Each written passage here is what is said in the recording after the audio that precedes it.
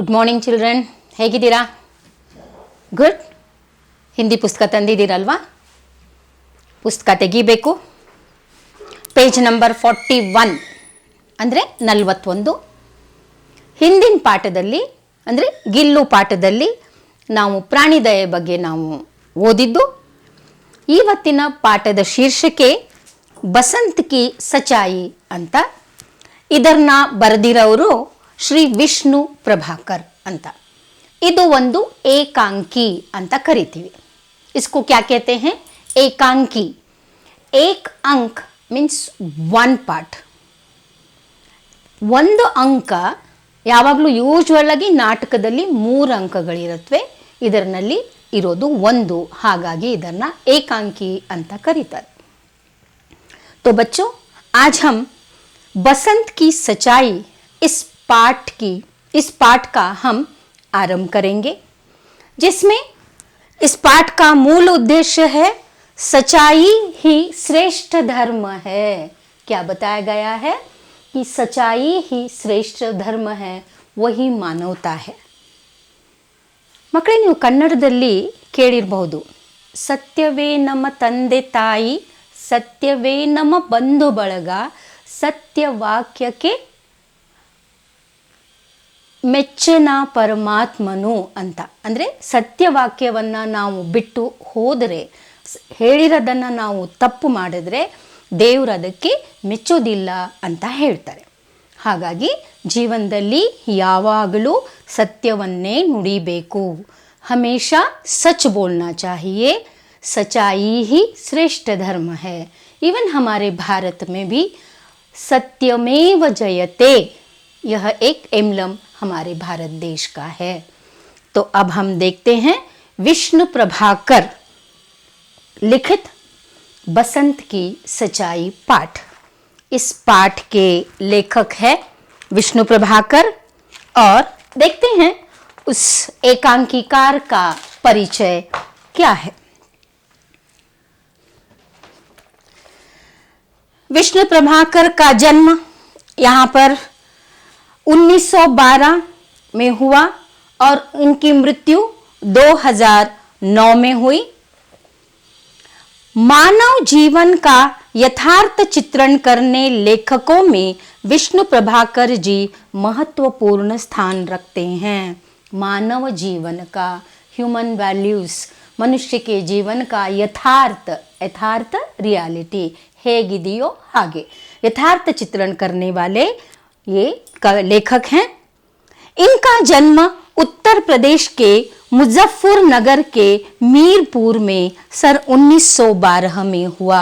कब हुआ? सन 1912 में हुआ. क्या है कि एक वाक्य में उत्तर लिखिए, या कवि परिचय जब आप लिखते हो, प्रश्न पूछा जाता है, उस समय में उनका जन्म, उनका जन्म स्थान, इस बारे में पूछा जाता है. तो इसकी ओर आपको ध्यान देना बहुत ज़रूरी है. पंजाब में शिक्षा पाकर वहीं 15 वर्ष तक उन्होंने सरकारी नौकरी की.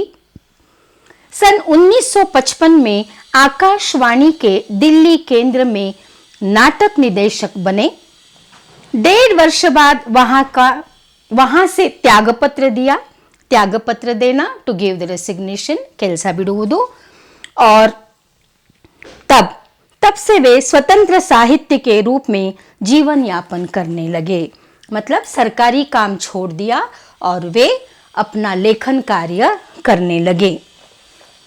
विष्णु प्रभाकर जी गांधीवादी लेखक माने जाते हैं. Underline children in your book कि विष्णु प्रभाकर कैसे कवि माने जाते हैं? गांधीवादी, मतलब महात्मा गांधी जी के विचारों से प्रभावित ऐसे ये कवि लेखक माने जाते हैं. आपके एकांकी मानवीय संवेदना से ओतप्रोत है. अंडरलाइन. उनकी एकांकी में क्या दिखाई देता है? मानवीय संवेदनाएं, मतलब ह्यूमन फीलिंग्स. संवेदनाएं, फीलिंग्स, भावनाएं देखने को मिलती हैं. ओतप्रोत रहना, भरा रहना, फुल ऑफ, ऐसा कहते हैं.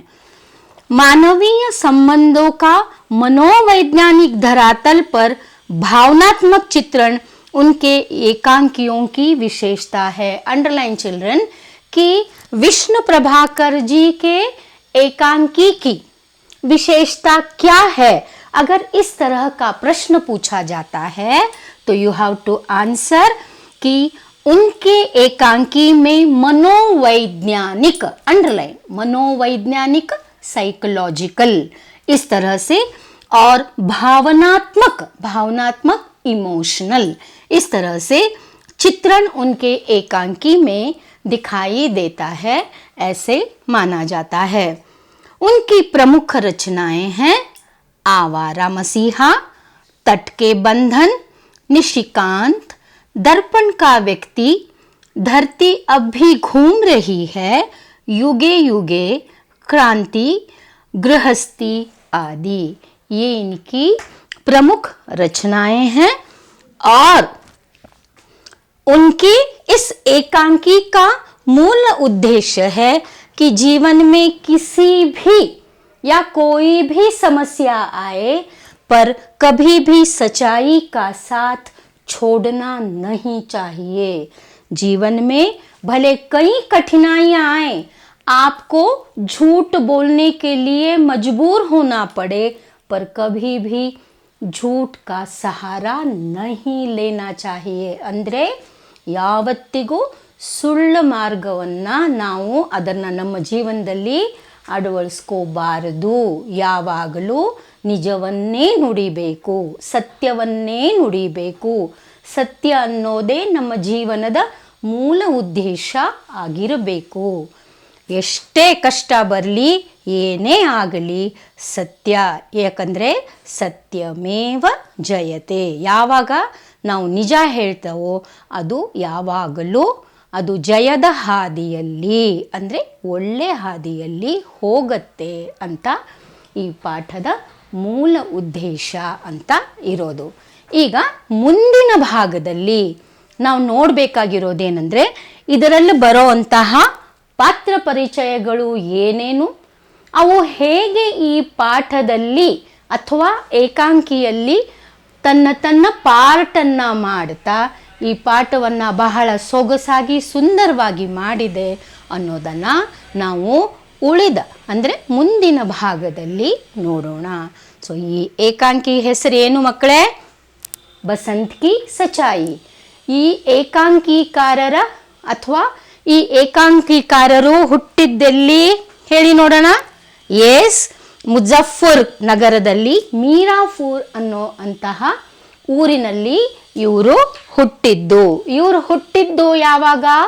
1912ರಲ್ಲಿ ಇವರು ಹುಟ್ಟಿದ್ದು।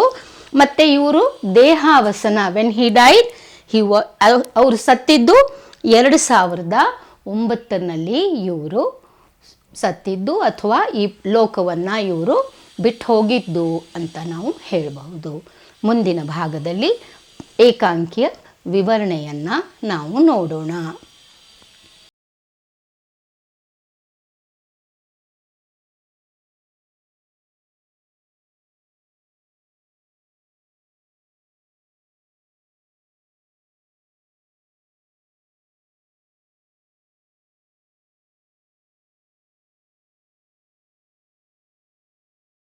ಬಸಂತ್ ಕಿ ಸಚಾಯಿ ಈ ಪಾಠದ ತಿರುಳು ಏನಂತ ಅಂದರೆ, ಹೇಗೆ ಕನ್ನಡದಲ್ಲಿ ಹೇಳ್ತಾರಲ್ಲ, ಸತ್ಯವೇ ನಮ್ಮ ತಂದೆ ತಾಯಿ, ಸತ್ಯವೇ ನಮ್ಮ ಬಂಧು ಬಳಗ, ಸತ್ಯವಾಕ್ಯಕ್ಕೆ ತಪ್ಪಿ ನಡೆದರೆ ಮೆಚ್ಚನ ಪರಮಾತ್ಮನು. ಅಂದರೆ ಯಾರು ಸತ್ಯವನ್ನು ನುಡಿಯಲ್ವೋ ಅವರನ್ನು ಯಾರೂ ಇಷ್ಟಪಡೋದಲ್ಲ, ಸತ್ಯ ಅನ್ನೋದು ನಮ್ಮ ತಂದೆ ತಾಯಿ ಥರ ಅಂತ ಹೇಳಿರೋದು। ಮಕ್ಕಳೇ, ಪಾಠದ ಕಡೆ ಗಮನ ಕೊಡೋಣ। ಈಗ ಪಾಠದ ಸಂಖ್ಯೆ 6 ಅಂದರೆ ಲೆಸನ್ ನಂಬರ್ 6, ಪೇಜ್ ನಂಬರ್ 41 ಅಂದರೆ 41. ಇದರಲ್ಲಿ ಬರುವಂತಹ ಪಾತ್ರಗಳು ಯಾರು ಅಂದರೆ ಬಸಂತು, ಇವನು ಈ ಏಕಾಂಕಿಯ ಮುಖ್ಯ ಪಾತ್ರ. ಅವನು ಒಬ್ಬ ಬಡ ಹುಡುಗ. ಆಮೇಲೆ ಪ್ರತಾಪ್ ಅಂತ, ಅವನು ಬಸಂತನ ಚಿಕ್ಕ ತಮ್ಮ. ಪಂಡಿತ್ ರಾಜ್ ಕಿಶೋರ್ ಅವರು